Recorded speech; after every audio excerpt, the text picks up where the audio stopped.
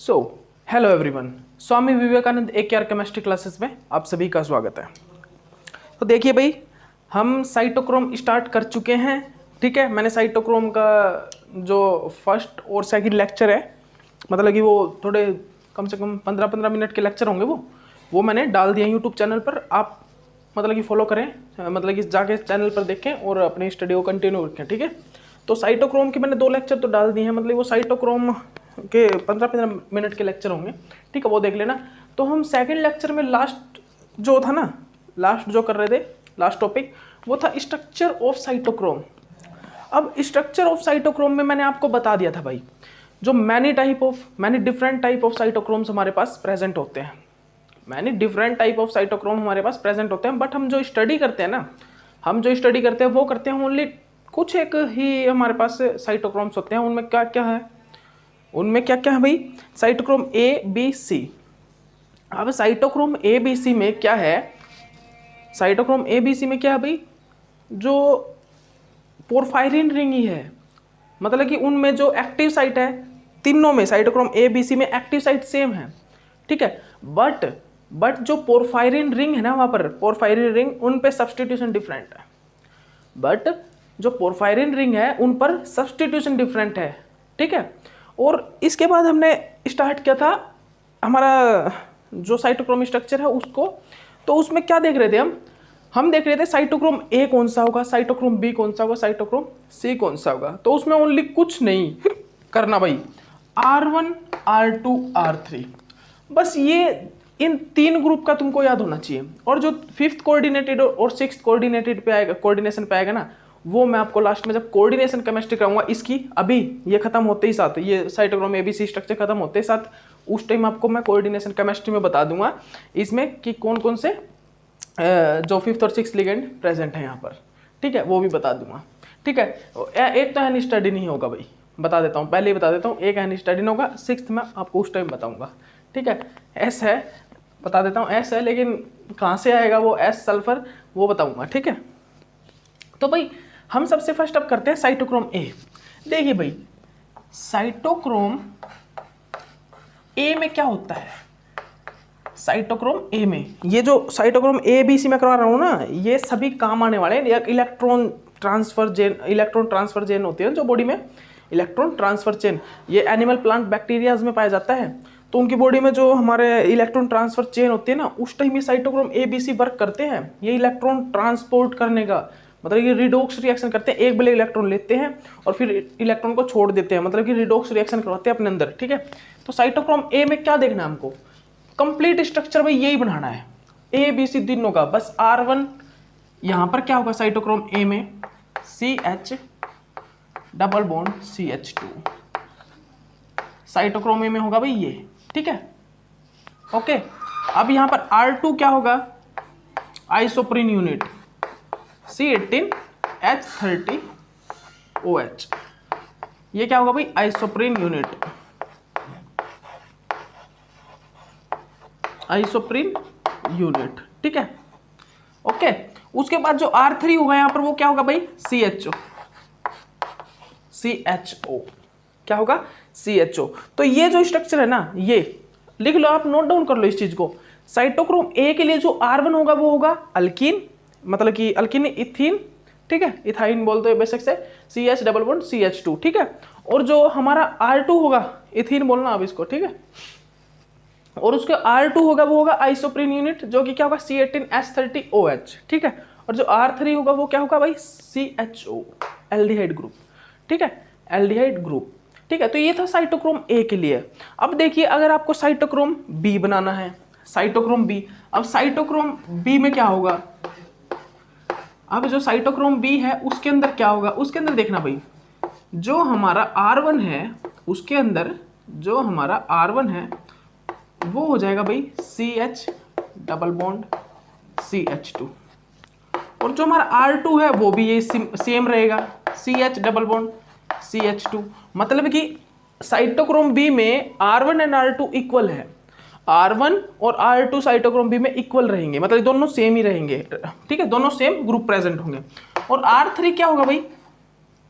और यहां पर जो R3 है वो क्या होगा? CH3। R3 जो होगा यहाँ पर क्या होगा, CH3 होगा, ठीक है। वो होगा साइटोक्रोम बी के लिए स्ट्रक्चर, साइटोक्रोम बी के लिए, ठीक है। R1 R2 R3, R1 R2 is equal और R3 CH3 होगा, ठीक है। उसके बाद आइए आप साइटोक्रोम सी पर, ठीक है, रफ कर रहा हूँ, नोट डाउन कर लेना वीडियो पॉज करके, ठीक है सभी। उसके बाद हम आते हैं साइटोक्रोम सी पर, ठीक है भाई। उसके बाद हम साइटोक्रोम सी पर आते हैं। अब ये क्या बताता है भाई हमें, साइटोक्रोम जो सी है वो क्या बताता है भाई, बताना आप। जो हमारा साइटोक्रोम सी है ये क्या डिफाइन करता है हमको, डिफाइन तो क्या करता है, जो साइटोक्रोम सी में R1 R2 R3 क्या होता है, सबसे पहले तो यही देखना हमको। तो इसमें देखिए जो R1 और R2 इसमें भी इक्वल होते हैं, क्या होते हैं भाई, CH3 CH S protein, S protein, S protein, S protein होता है, ठीक है। R1 और ये भी इक्वल होता है CH3 CH S protein, S protein, मतलब कि R1 और R2 यहाँ पर क्या होते हैं, इक्वल होते हैं।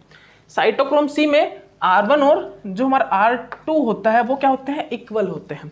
और जो R3 होता है वो क्या होता है भाई, CH3, और जो हमारा R3 होता है वो क्या होता है, वो होता है CH3। R3 क्या होता है भाई, CH3 होता है, ठीक है। तो देख लिया अभी इतना, ये हो गया भाई हमारा, ये हमारा हो गया साइटोक्रोम ए, साइटोक्रोम बी और साइटोक्रोम सी। तो भाई इतना ही था साइटोक्रोम ए बी और सी में, ठीक है। अब देखिए आप, ये तो आपको पता लग गया भाई साइटोक्रोम ए बी सी का स्ट्रक्चर। देखो इतना सिंपल था, मतलब कि R1 R2 R3 ही याद करना है, आपको इजिली याद हो जाएगा। R1 R2 R3 याद करो और आपको कंप्लीट स्ट्रक्चर याद हो गया। अब देखिए आप, अब हम जो करेंगे ना, अब करेंगे इसकी कोऑर्डिनेशन केमिस्ट्री किस प्रकार, देखना आप।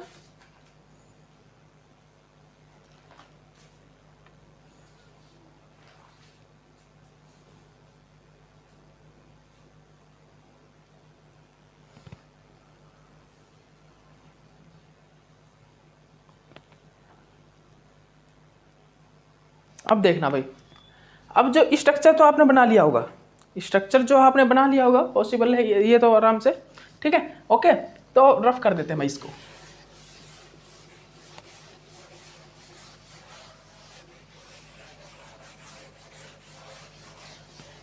ठीक है, रफ कर दो, इसको रफ कर दिया। इसके बाद देखिए भाई, अब देखिए हम क्या देखेंगे यहाँ पर, देखना तुम कि कोऑर्डिनेशन केमिस्ट्री ऑफ साइटोक्रोम में हम क्या देख रहे हैं, देखना क्या कर रहे हैं हम, जो हमारा साइटोक्रोम स्ट्रक्चर है ना उसकी कोऑर्डिनेशन केमिस्ट्री देखेंगे। कोऑर्डिनेशन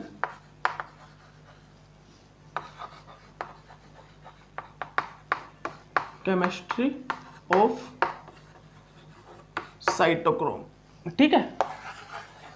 हम अब जो है कोऑर्डिनेशन केमिस्ट्री करेंगे साइटोक्रोम की, ठीक है। CYT मतलब कि साइटोक्रोम है वो, ठीक है। इसमें हम क्या देखेंगे अब कि भाई इसी से हमें पता लगेगा कि हीमोग्लोबिन जो होता है ना वो तो बाइंड करवाता है ऑक्सीजन को अपने ऊपर, बट साइटोक्रोम क्यों नहीं करवाता बाइंड। वैसे फंक्शन दोनों बता देता हूँ आपको, साइटोक्रोम में बताऊंगा इलेक्ट्रॉन कैरियर, मैंने पीछे बताया कि साइटोक्रोम इलेक्ट्रॉन कैरियर है, बट एक्चुअली में क्या पता है क्या, ये बाइंड भी करवाता है ऑक्सीजन को, लेकिन उसकी वो फॉर्म होती है साइटोक्रोम P450। और कैसे करवाता है ये मैं आपको उसी टाइम बताऊंगा, अभी मतलब कि आपको जोल में वो मतलब कि पहले नहीं बताऊंगा स्टोरी, ठीक है। वो मैं आपको उसी टाइम बताऊंगा कि साइटोक्रोम जो होता है उसका दो फंक्शन होते हैं, इलेक्ट्रॉन को ट्रांसफर करना भी और ऑक्सीजन को बाइंड करवाना भी, ठीक है। वो कैसे करवाता है वो दिखाऊंगा आपको, ठीक है। वो फंक्शन होता है साइटोक्रोम P450 का किडनी के अंदर, ठीक है।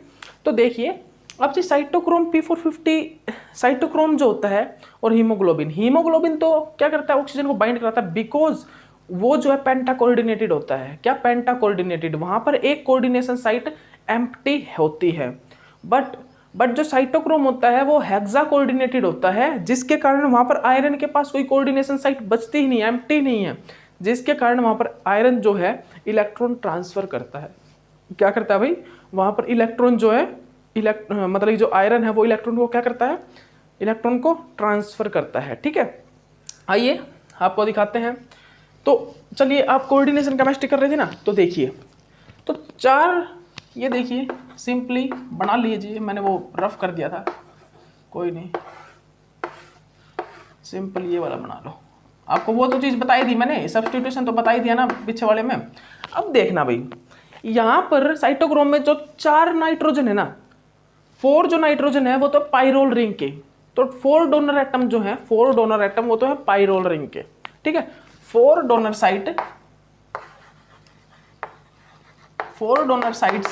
साइट्स जो हैं वो किसकी हैं? पाइरोल रिंग के, पाइरोल रिंग के। 4 डोनर साइट है वो तो है किसकी? पाइरोल रिंग की। और एक जो आएगा ना, एक ग्रुप जो आएगा वो आएगा इमिडाजोल ग्रुप का, हिस्टाडीन ग्रुप, वो प्रोटीन से आएगा, यहाँ से जो यहाँ पर प्रोटीन लगी होती है ना वहां से आएगा, ठीक है। यहाँ से एक ग्रुप आएगा इस प्रकार, ठीक है, और यहाँ पर अटैक करेगा। और जो सेकंड जो हेक्सा कोऑर्डिनेटेड होगा वो भी प्रोटीन से ही निकलेगा। प्रोटीन की जो टर्मिनल चेन होगी ना, टर्मिनल प्रोटीन चेन, वहां पर जो amino acid, terminal protein chain जो होगी ना, प्रोटीन चेन का जो टर्मिनल पार्ट्स होगा वहां से एस मिथियोनिन अमीनो एसिड, वहां टर्मिनल प्रोटीन चेन का जो टर्मिनल पार्ट है वहां पर जो अमीनो एसिड है ना उसका S methionine, S methionine, S methionine, S methionine, ठीक है, एस मिथियोनिन निकल कर आएगा।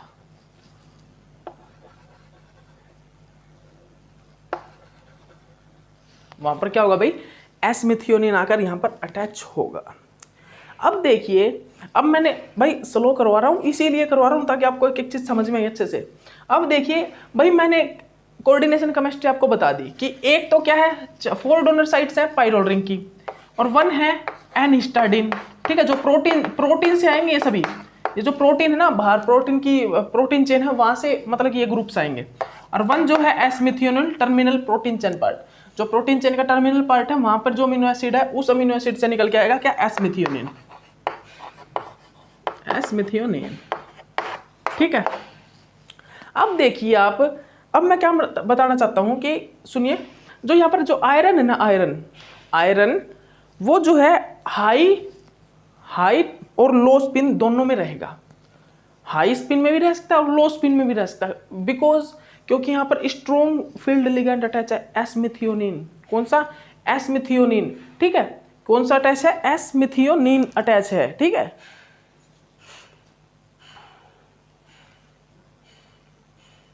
अब इस चीज का मतलब आप समझना क्या बोल रहा हूं मैं यहाँ पर, ठीक है। ये मैं रफ कर रहा हूं, ठीक है, रफ करती हूँ क्या? रफ कर रहा हूं, ठीक है, नोट डाउन कर लेना इस चीज को, ठीक है। अब यहां पर मैं क्या बताना चाहता हूं, एक चीज देखिए आप, जो इसकी ऑक्सीडाइज्ड और रिड्यूस फॉर्म दोनों है ना वो लो स्पिन में रहती हैं। हाई और लो स्पिन वाला प्रोसेस उसके अंदर होता है। तो क्यों भाई वैसा, ऐसा क्यों? हीमोग्लोबिन में क्या हो रहा था, वहां पर तो ऑक्सीजन बाइंड कर रहा था ना, जिस टाइम ऑक्सीजन वहां पर आके जब बाइंड कर रहा था, जब उस टाइम पे वो जो है हाई स्पिन से लो स्पिन में कन्वर्ट हो रहा था। बिकॉज क्योंकि वहां पर ऑक्सीडाइज्ड फॉर्म कब बन रही थी? ऑक्सीजन बाइंड करने के बाद। बट यहाँ पर तो पहले से ही साइटोक्रोम में एस मिथियोनिन अटैच है, वो तो प्रोटीन से आ रहा है। दोनों ग्रुप जो एन हिस्टाडीन और एस मिथियोनिन है वो तो प्रोटीन से आ रहे हैं, वो कोई हमने बाहर से थोड़ा ना, बाहर से एस मिथियोनिन का अटैक थोड़ा करवाया है। एस मिथियोनिन तो अंदर से प्रोटीन से ही अटैच है इसके साथ, मतलब कि ये तो है ही हेक्सा कोऑर्डिनेटेड। ये क्या है भाई? ये है ही हेक्सा कोऑर्डिनेटेड। इसीलिए हम बोलते हैं साइटोक्रोम जो है इलेक्ट्रॉन ट्रांसफर का वर्क करता है, ठीक है। और ये इलेक्ट्रॉन जब ट्रांसफर कर देगा ना तो ये रिड्यूस फॉर्म से ऑक्सीडाइज्ड फॉर्म बन जाएगा। जब इलेक्ट्रॉन ये ट्रांसफर कर देगा, ठीक है, जब इलेक्ट्रॉन ट्रांसफर कर देगा तो इस रिड्यूस फॉर्म में, यह जो है रिड्यूस फॉर्म से किस फॉर्म में चेंज हो जाएगा? रिड्यूस से ऑक्सीडाइज्ड फॉर्म में चेंज हो जाएगा। जब यह इलेक्ट्रॉन ट्रांसफर कर देगा तो उस टाइम पे ये रिड्यूस फॉर्म से ऑक्सीडाइज्ड फॉर्म में चेंज हो जाएगा, ठीक है। अब बात आती है ऑक्सीडाइज्ड और रिड्यूस फॉर्म दोनों। तो यहाँ पर जो ऑक्सीडाइज्ड और रिड्यूस फॉर्म, ऑक्सीडाइज्ड और रिड्यूस दोनों फॉर्म जो हैं वो लो स्पिन में रहती है। उसका कारण क्योंकि यहाँ पर एस मिथियोनिन स्ट्रोंगली, जो ये एस मिथियोनिन है ना, ये आयरन के साथ स्ट्रोंगली अटैच्ड है, बहुत ज़्यादा स्ट्रोंगली अटैच है। स्ट्रोंग फील्ड लिगेंड भी है, और जो है स्ट्रोंगली अटैच्ड होने के कारण, स्ट्रोंगली अटैच्ड होने के कारण आयरन के साथ ये इन दोनों फॉर्म को लो स्पिन में रखता है। हाई स्पिन और लो स्पिन दोनों प्रोसेस यहाँ पर हो सकते हैं, मतलब कि हाई भी और हाई से लो स्पिन भी, मतलब कि दोनों ही स्टेट को लो स्पिन में रख सकता है। ठीक है, दोनों स्पिन में हाई स्पिन और लो स्पिन वाला प्रोसेस कर सकता है। बट हीमोग्लोबिन में Fe2 पॉजिटिव था, वो तो हाई स्पिन में था, और Fe3 पॉजिटिव लो स्पिन में था ऑक्सीजन बाइंड करने के बाद। ठीक है, तो यहाँ पर दोनों ही फॉर्म लो स्पिन में रह सकती हैं। समझ में आया क्या बताया मैंने? यहाँ पर एस मिथियोनिन आयरन के साथ स्ट्रोंगली बाइंड होने के कारण यहाँ पर Fe2 पॉजिटिव और Fe3 पॉजिटिव रिड्यूस और ऑक्सीडाइज्ड दोनों की दोनों फॉर्म लो स्पिन में रह सकती हैं। ठीक है, दोनों की दोनों लो स्पिन में रह सकती हैं, बिकॉज क्योंकि वहां पर हमारा जो एस मिथियोनिन है स्ट्रोंगली बाइंड है। ठीक है, आयरन के साथ। ठीक है, तो अब देखिए जो यहाँ पर आयरन है, आयरन यहाँ पर 1 2 3 1 2, ये हाई स्पिन है भाई, high spin to low spin वाला प्रोसेस दोनों में ही होगा। 1 2 1 2 1 2। ठीक है, इसके बाद Fe3 पॉजिटिव, ये तो है भाई रिड्यूस्ड फॉर्म, ये जो है रिड्यूस्ड फॉर्म है। ठीक है, ये है भाई रिड्यूस्ड फॉर्म। उसके बाद देखिए भाई आप हम आते हैं ऑक्सीडाइज्ड फॉर्म में। ऑक्सीडाइज्ड फॉर्म में क्या होगा भाई? ऑक्सीडाइज्ड फॉर्म में ये जो है हाई स्पिन से लो स्पिन में चले जाएगा, ये भी जो है हाई स्पिन से लो स्पिन में जाएगा। ठीक है, तो ये है भाई, ये चीज मैंने आपको बता दी। जो साइटोक्रोम है, साइटोक्रोम में रिड्यूस और ऑक्सीडाइज दोनों की दोनों फॉर्म किस फॉर्म में रह सकती हैं? लो स्पिन में रह सकती है। बट हीमोग्लोबिन में ऐसा नहीं होता, बिकॉज वहां पर ऑक्सीजन बाहर से आकर बाइंड करता है ना, उस टाइम में वो Fe3 पॉजिटिव में कन्वर्ट होती है। बट यहाँ पर तो हेक्सा कोऑर्डिनेटेड है, ये पहले ही, यहाँ पर कोई ऑक्सीजन वगैरह नहीं आएगा, ये पहले ही हेक्सा कोऑर्डिनेटेड होने के कारण यहाँ पर तो इलेक्ट्रॉन ट्रांसफर होगा, और इलेक्ट्रॉन ट्रांसफर होकर रिड्यूस और ऑक्सीडाइज्ड फॉर्म की फॉर्मेशन होगी। ठीक है, ओके, चलिए ठीक है भाई, इतना हो गया। तो चलिए अब जो है ना, तो ये देख लिया ना, यहाँ पर दोनों फॉर्म लो स्पिन और हाई स्पिन दोनों फॉर्म में रह सकता है। आयरन 2 पॉजिटिव, आयरन 3 पॉजिटिव, दोनों ही। ठीक है, दोनों ही रह सकते हैं। उसके और एक चीज और बता देता हूँ भाई, ये क्वेश्चन आपको मोस्ट इंपॉर्टेंट है, ये आ सकता है कि भाई ऐसी कौन सी स्ट्रक्चर है प्लांट, एनिमल, बैक्टीरिया स्पीसीज में जो कि दोनों ही फॉर्म में रह सकती है, हाई स्पिन लो स्पिन में। तो बोल देना साइटोक्रोम। कौन सी है वो? साइटोक्रोम है, जिसकी रिड्यूस और ऑक्सीडाइज दोनों फॉर्म लो स्पिन और हाई स्पिन में रह सकती हैं। ठीक है, अब देखिए, अब हम जो आएंगे भाई, अब हम जो है ना इलेक्ट्रॉन ट्रांसफर प्रोसेस, कौन सा? इलेक्ट्रॉन ट्रांसफर प्रोसेस को स्टडी करेंगे। बट उससे पहले हमें स्टडी करना पड़ेगा साइटोक्रोम सी ऑक्सीडेज एंजाइम। उससे पहले हमको जो स्टडी करना है ना, वो करना होगा साइटोक्रोम सी ऑक्सीडेज एंजाइम।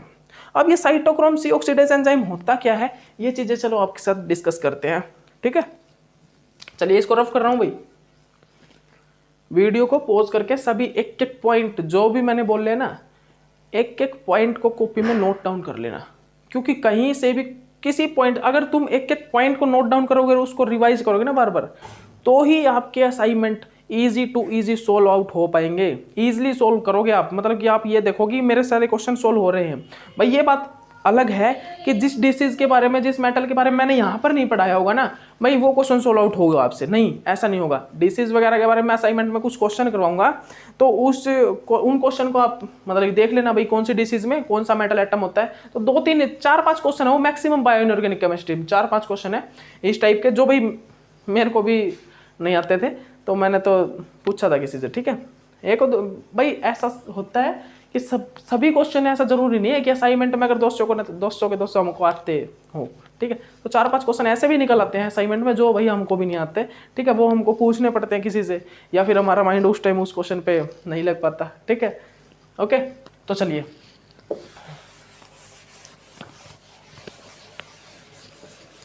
ठीक है, ठीक है, रफ कर रहा हूं मैं इसको।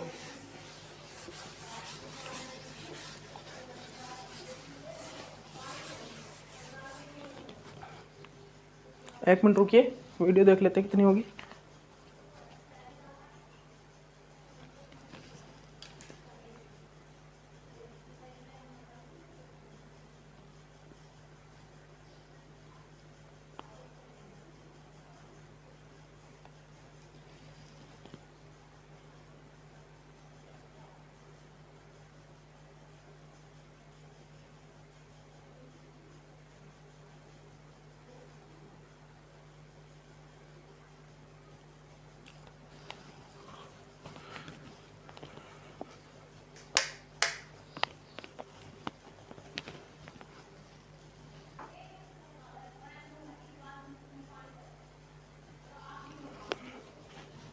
ये थोड़ा वीडियो बार बार बीच में देखनी पड़ती है ना भाई, कंप्लीट हो रही है या फिर कुछ ब्लर तो नहीं हो रहा है, इसलिए पीछे गया था मैं तो। ठीक है, ओके। अब देखिए भाई, अब मैं आपको क्या बोल रहा हूँ, अब जो है ना, अब जो है हम क्या स्टडी करेंगे। अब देखिए हमारे पास कंप्लीट भाई 11 मिनट से 10 मिनट हैं, ठीक है, 33 मिनट तक बनती है ये, ठीक है। अब 33 देखा था मैंने कल, 33 मिनट तक बन रही थी। तो अब देखिए भाई क्या है यहाँ पर कि जो हमारे पास है इलेक्ट्रॉन ट्रांसफर चेन, यहाँ पर क्या प्रोसेस हो रहा है, इलेक्ट्रॉन ट्रांसफर का ही तो हो रहा है ना, साइटोक्रोम इलेक्ट्रॉन ट्रांसफर कर रहा है बॉडी में, बट कैसे कर रहा है, कैसे वो रिडॉक्स रिएक्शन हो रही है, किस प्रकार एटीपी एनर्जी की फॉर्मेशन हो रही है, वो सारी चीज पॉइंट टू पॉइंट स्टार्टिंग से लेके लास्ट में आप देखोगे कि एटीपी एनर्जी की फॉर्मेशन हो रही है, ठीक है। किस प्रकार हाइड्रोजन का मतलब कि हाइड्रोजन के डिफरेंस से, हाइड्रोजन का डिफरेंस होगा एक लेयर से सेकंड लेयर में, वो डिफरेंस पोटेंशियल ग्रेडियंट जनरेट होगा, उसके कारण एटीपी एनर्जी फॉर्मेशन हो जा रही है, ये सारा प्रोसेस चलने के कारण, ठीक है। तो अब देखिए आप, हम जो क्या करेंगे भाई, इलेक्ट्रॉन ट्रांसफर प्रोसेस से पहले पढ़ेंगे साइटोक्रोम सी ऑक्सीडेज एंजाइम। क्या पढ़ेंगे भाई, cytochrome C oxidase, cytochrome C oxidase enzyme, cytochrome C oxidase enzyme.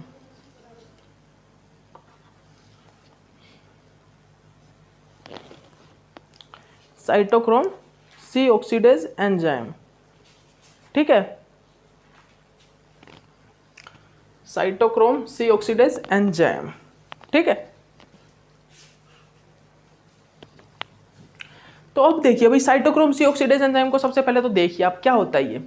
Cytochrome C oxidase is a enzyme, ये एक एंजाइम है, ठीक है। इस ऑक्सीडेज से तो तुमको ये पता ही लग गया कि ये एक एंजाइम है भाई, ठीक है। और जो साइटोक्रोम सी ऑक्सीडेज का जो फंक्शन होता है ना, ये साइटोक्रोम सी को ऑक्सीडाइज करता है। ये क्या करता है, जो हमारा साइटोक्रोम सी होता है ना, उसकी ऑक्सीडेशन करवाता है। कौन, साइटोक्रोम सी ऑक्सीडेज।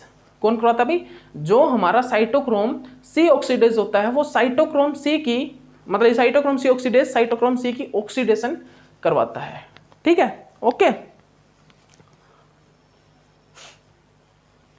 आगे लिखिए, आगे लिखिए आप, जो साइटोक्रोम सी ऑक्सीडेज एंजाइम होता है, वो एक मॉलिक्यूल होता है, वो कंप्लीट एक मॉलिक्यूल है जिसके अंदर 4 मेटल सेंटर प्रेजेंट होते हैं।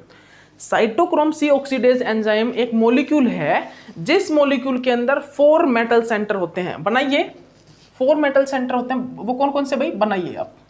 कॉपर ए, ठीक है, कॉपर ए, हैम ए, या फिर साइटोक्रोम ए, ठीक है,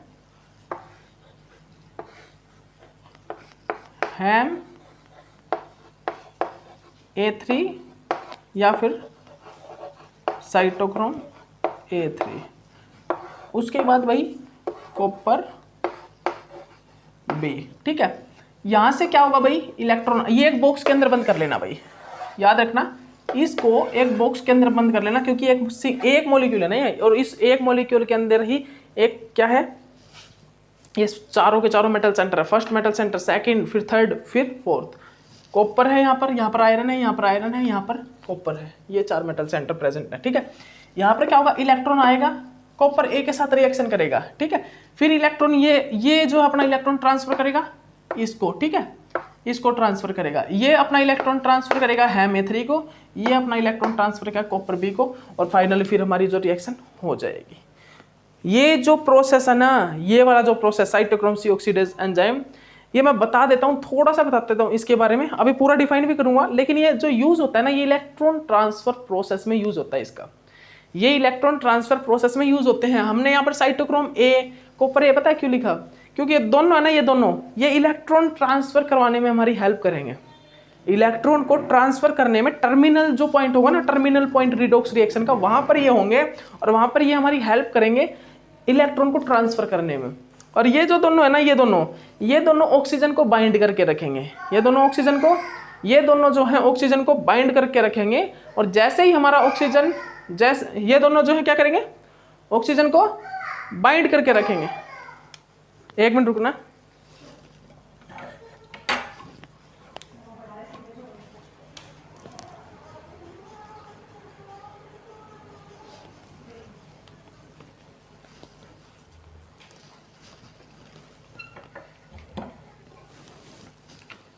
ये थोड़ा बहुत बच्चे आए हुए हैं, थोड़ा शोर हो जाता है, कोई बात नहीं, मैं समझाने का था। ठीक है, उसके बाद देखिए यहाँ पर क्या होता है साइटोक्रोम सी ऑक्सीडेज में, भाई इलेक्ट्रॉन आता है, ये इलेक्ट्रॉन वाला मैंने बता दिया। तो ये दोनों जो इलेक्ट्रॉन ट्रांसफर में हमारी हेल्प करते हैं, और ये दोनों जो है ऑक्सीजन को बाइंड कराने में हेल्प करते हैं। तो अभी तो आप इतना देखना साइटोक्रोम सी ऑक्सीडेज को मैं कंप्लीटली कैसे स्टडी करवाता हूँ और लास्ट एंड तक कैसे लेके जाता हूँ। ठीक है, देखना भाई। तो ये हमारा हो गया। इसके बाद देखिए आप जो साइटोक्रोम जो सुन ले, इसके जो करैक्टर सुन लो, ये क्या होते हैं।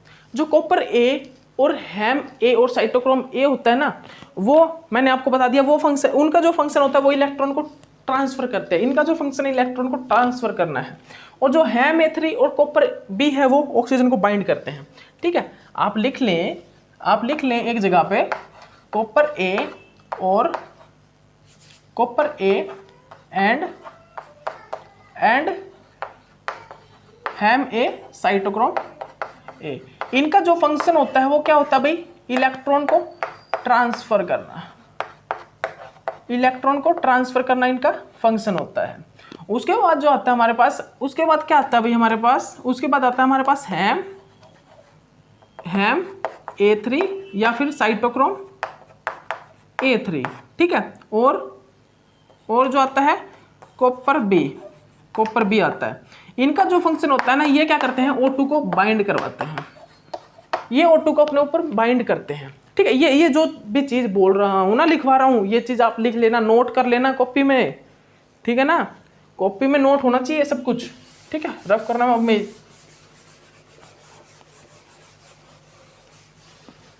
ठीक है, ओके।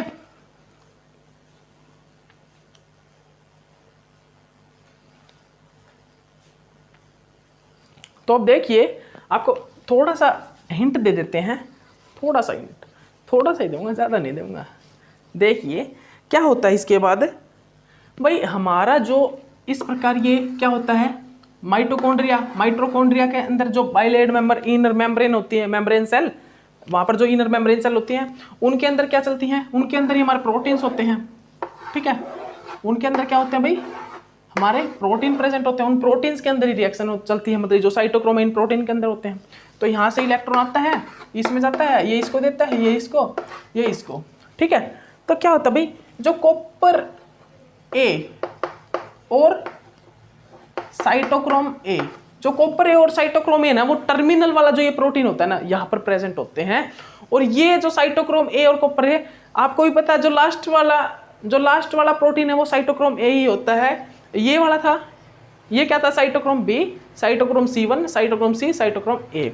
तो पता लग गया ना साइटोक्रोम ए का क्या वर्क होता है। साइटोक्रोम ए यहाँ पे इलेक्ट्रॉन को ट्रांसफर करता है, कॉपर ए इलेक्ट्रॉन को ट्रांसफर करते हैं। और यहाँ पर हमारे पास क्या होते हैं, कॉपर बी और साइटोक्रोम A3 प्रेजेंट होते हैं, जो कि जिनका वर्क क्या होता है, वो O2 को बाइंड करके रखते हैं। क्या करते हैं भाई, ये जो है क्या करते हैं, ये जो है O2 को बाइंड करते हैं। और ये O2 को बाइंड करके रखते हैं क्यों, ताकि जो ऑक्सीजन है इस इलेक्ट्रॉन को न्यूट्रलाइज करके खुद हो जाए रिड्यूस, और खुद रिड्यूस होके H2O में चेंज हो जाए और H2 बाहर निकल जाए। ठीक है, तो इस प्रकार ये मैंने एक हिंट दे दिया आपको कि कॉपर ए और साइटोक्रोम ए कहाँ पर प्रेजेंट होते हैं, कॉपर बी साइटोक्रोम A3 कहाँ पर होते हैं, और उनका फंक्शन क्या होता है। ठीक है, ये चीज़ बता दी। बट इनके साथ ये फंक्शन होते क्यों हैं, और कॉपर ए मतलब कि और साइटोक्रोम ए इलेक्ट्रॉन ट्रांसफर करते हैं, और ये कॉपर बी और जो साइटोक्रोम A3 ये क्या करते हैं, ये जो है ऑक्सीजन को बाइंड करते हैं। क्यों, क्या कारण है, ये रफ कर रहा हूँ भाई, बना लेना सभी। ठीक है, कारण क्या है इसका कारण बताओ भाई, बताओ इसका कारण बताओ आप। सुनो, जो हमारा कॉपर ए एंड सेकंड जो हमारा साइटोक्रोम ए या फिर हैम ए, ये जो दोनों होते हैं ना, ये जो दोनों होते हैं, ठीक है, ये जो दोनों हैं, ये भाई कहाँ पर होते हैं प्रेजेंट।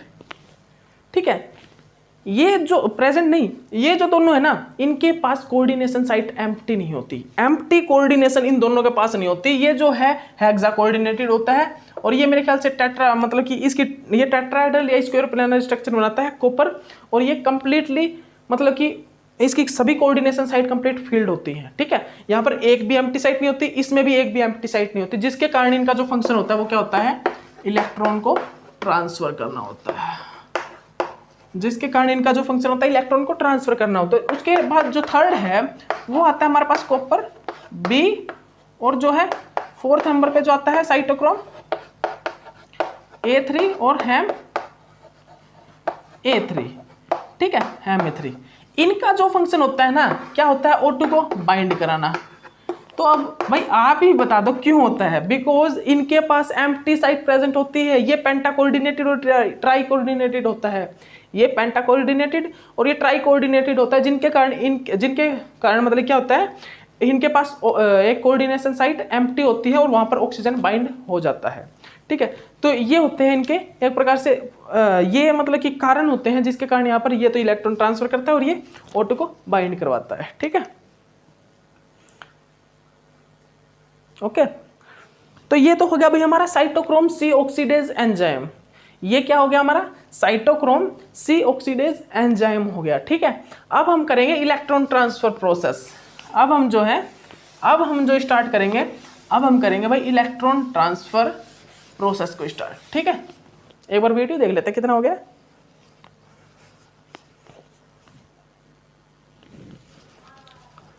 चलिए भाई, कंप्लीट हो चुका है वीडियो। अब नेक्स्ट लेक्चर बनाते हैं और नेक्स्ट लेक्चर से आपका स्टार्ट करते हैं। ठीक है, ओके, बाय।